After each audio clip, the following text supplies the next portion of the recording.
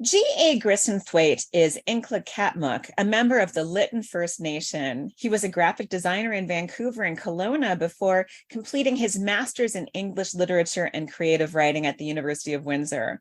His stories and poems have appeared in the Antigonish Review, Our Stories Literary Journal, FreeFall, Exile Quarterly, ndnCountry, Offset 17, Prism International, and Bawaajigan Stories of Power. Grisenthwaite's work has earned a number of prizes, including the 2014 John Kenneth Galbraith Literary Award for his short story, The Fine Art of Frying Eggs. His first novel, Home Waltz, published by Palimpsest Press, was shortlisted for the 2021 Governor General's Award for English Language Fiction. And his short story, Splatter Patterns, was shortlisted for the 2021 CBC Short Story Prize. Grisenthwaite's new short story collection, published by Freehand Press, is Tales for Late Night Bonfires. G.A. Grisenthwaite lives in Kingsville, Ontario, and we are thrilled that he will be one of the featured guests during BookFest Festival du Livre Windsor 2023, happening October 12th to 15th. We call him Gord, so welcome, Gord. Thanks, glad to be here. So Gord, you spent the early part of your life in British Columbia in the place where the Fraser River and the Thompson Rivers meet, but you're now in a different river region. You're living and working in Essex County with the Detroit River to the north and west of you and Lake Erie just to the south. How has being part of the writing community in this region influenced your storytelling? It's been huge. I had some of the best instructors any writer could ever ask for. Including Nino Ricci and Susan Holbrook and Carl Jurgens, although I didn't have him as a creative writing instructor. Andre Narbonne I had as a creative writing instructor, and Nicole Markotic.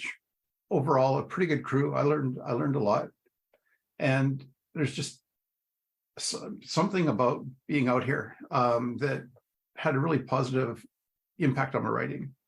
And before we know this is an audio podcast, but we really need to acknowledge a fifth person on this call. So can you please give us your cat's name before we move on with the interview, because the cat is very much present and very important to this process. I don't know about important, but present. She's Bitsy. My partner came up with the name. My wife came up with the name because I wanted to call her Hobbitsy Cat. I wanted, because she eats and eats and eats. And I couldn't find a named female hobbit in Tolkien.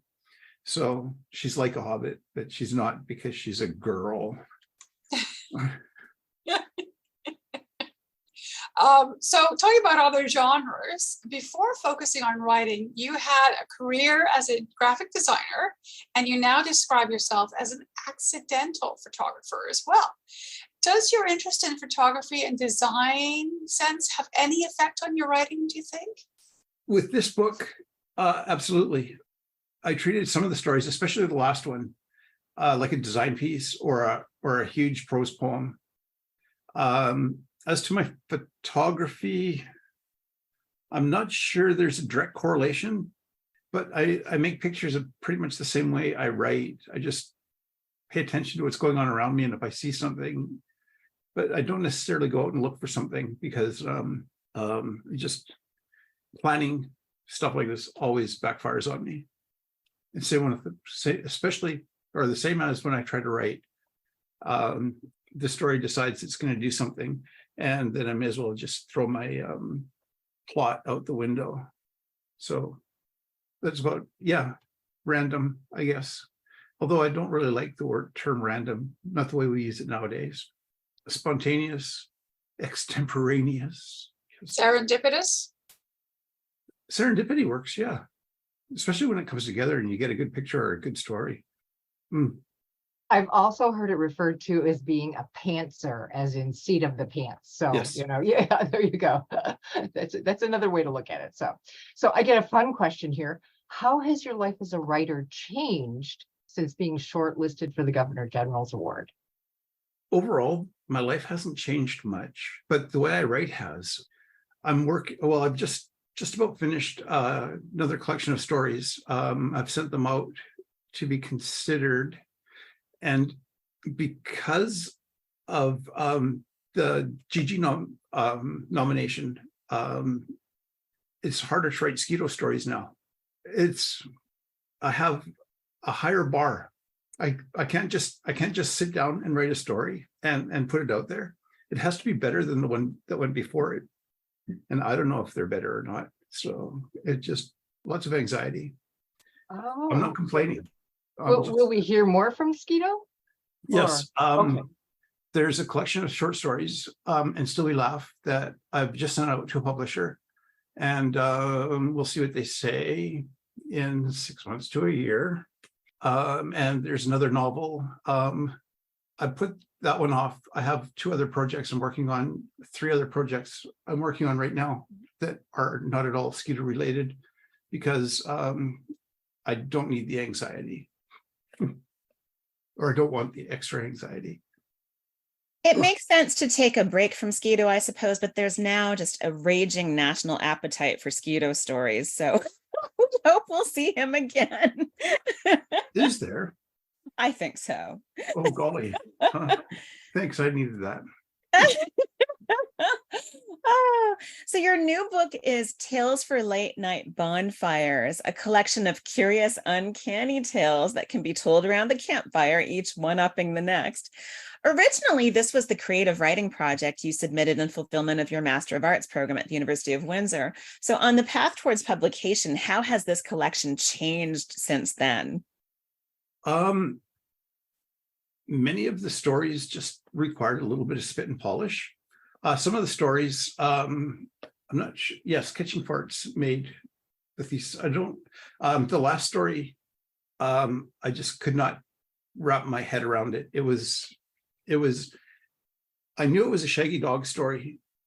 I knew it had Gramps. I knew it had the real Santa.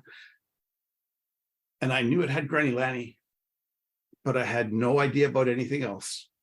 And so I just kept plugging away at it. And every time something came up, I just, okay, hey, this might work.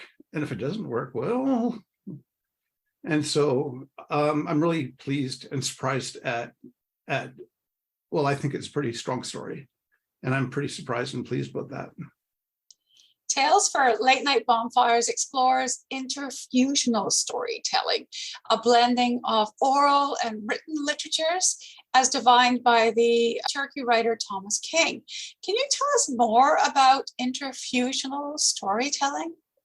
Oh, golly, yes. When it's done well, and King attributes the creation of this form of storytelling to Harry Robinson, an Insilkan is the language, Insilk storyteller from the Okanagan. I lived in the Okanagan at the same time he did, and we're about 8 miles apart, and I didn't even know about him. I mean, it's a big place still, but, and working with Wendy Wickwire, an emeritus prof at University of Victoria, who befriended him back in the 70s, 77 or 76, I think. And she recorded him telling stories almost from the beginning. And she would go up just to hear stories. She didn't go up there to try to put together a book. She didn't try to go up there to one-up James Tate and other people, like the anthropologists in One Good Story, that one by Thomas King, which if you haven't read it, you ought to. I demand it, or it demands to be read. And when the book came out, it looks like when you look at Harry Robinson's Wear It on Your Heart, it looks like poetry.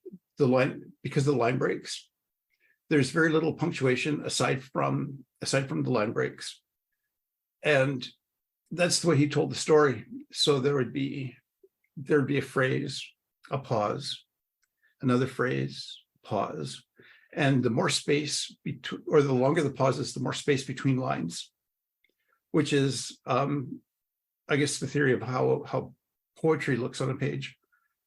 So King wrote his PhD basically on this style of writing, and used a lot of Harry Robinson's work in his PhD, which I haven't read yet. His doctorate or thesis, whatever it's called. And when you read the stories, they start to come to life, like when you read them aloud. And if you're listening to a storyteller read the story, it's like you're hearing a story being told and you're seeing a story being told. You're not sitting there, you know how some readers just kind of, hey, shout that mouth. Hey, get me out of here. But when Robinson does it, when King does it, and hopefully when I do it, it's, hey, shout that mouth. Hey, get me out of here. And the story becomes animated and alive. And when I taught an Indigenous literatures class at the university a couple of years back, I assigned a Harry Robinson story, and the class just sat there on their hands and we didn't know how to approach it. So I just opened it up and started reading, and then lights went on all over the room. And the students absolutely loved the story once they knew how to read it. And so with interfusional writing, at least my understanding of it so far is it makes the story come to life. So there's almost a dramatic perspective to it. Absolutely. Well, yeah, performative anyway. Yeah, I guess same difference. Yes, absolutely. There's an easy breezy conversational tone that comes across in a lot of your narration, even when you're touching on serious or challenging topics. How easy or difficult is it to achieve that kind of a tone? And what is your writing process when you're developing those narrative voices? Oh, the narrative voices just come to life as I'm writing. So oftentimes I'll be writing and I'll stop and I'll act out the next line or two, and then I'll be able to write it down. As to easy or difficult, I'm not sure how to answer that. I mean, I absolutely hate overly earnest writing. I think it's a weakness and should be abolished. And I'm not a huge fan of, yeah, I'm not going to go there. That's going to get me.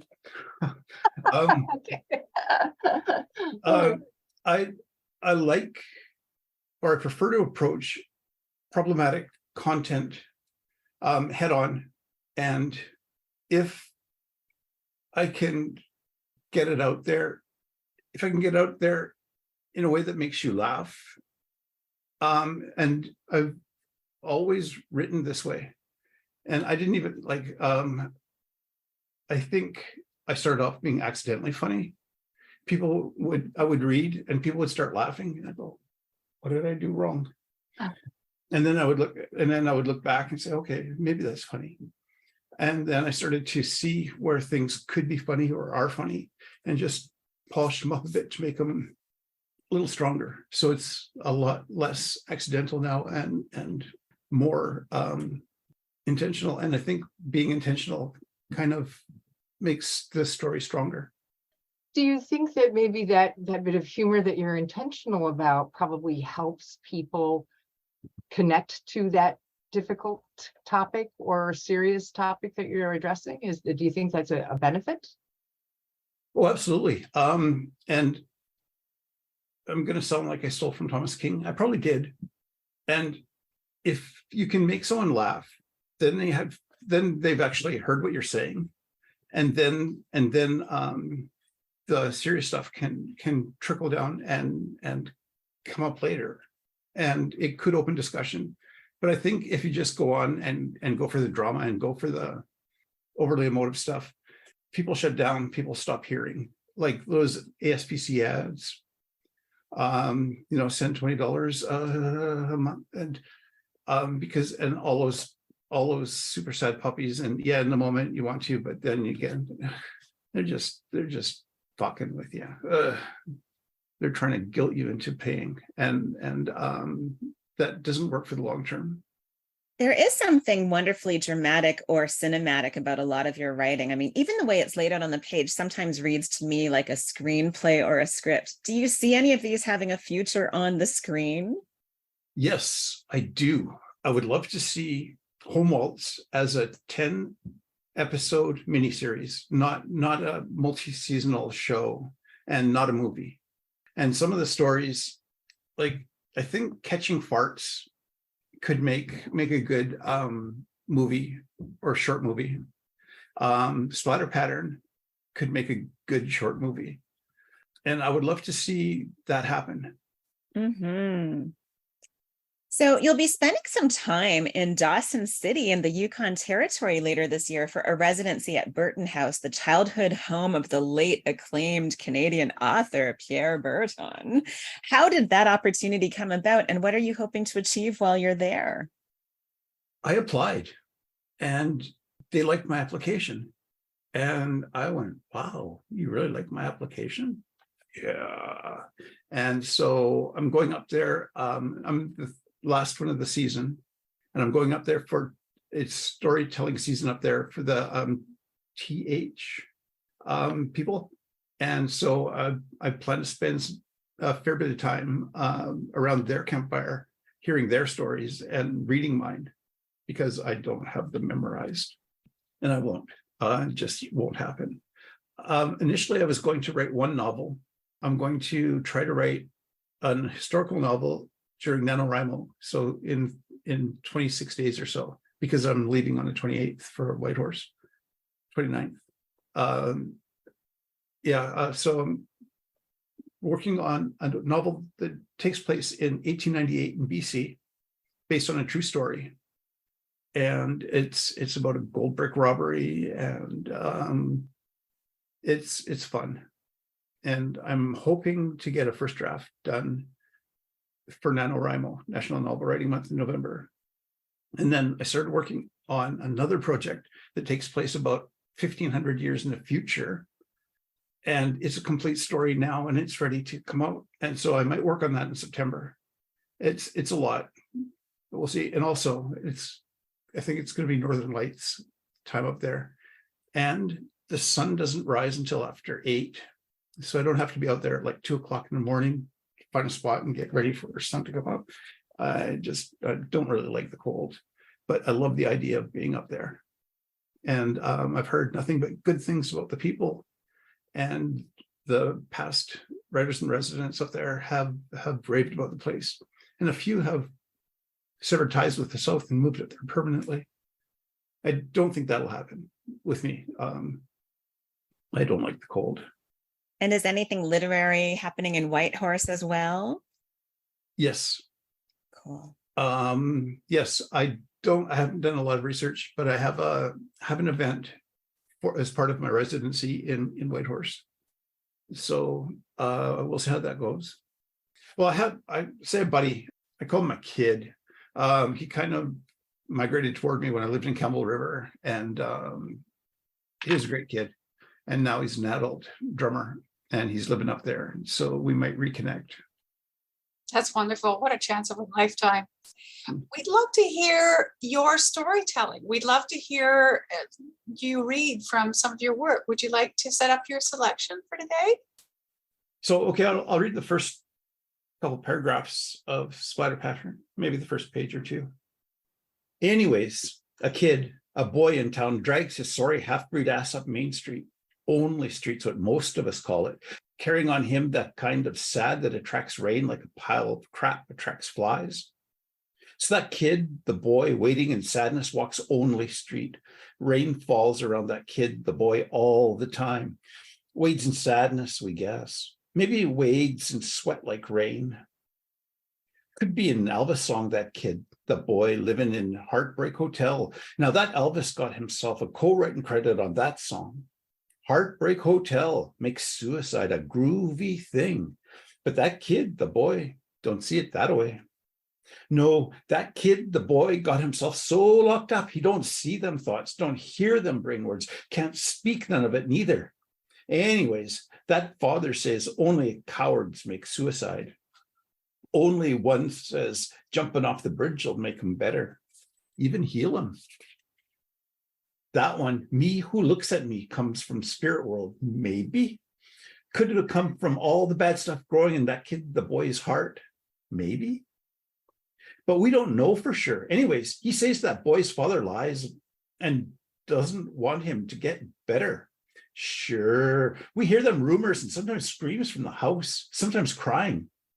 That kid, the boy, in alleys, under stairs, in the public toilet, probably at the house too. Makes sense, isn't it? I'll stop there. Thank you so much for joining us, G.A. Grisenthwaite. The new short story collection published by Freehand Press is Tales for Late Night Bonfires. Get 2 copies. Christmas is coming. Oh.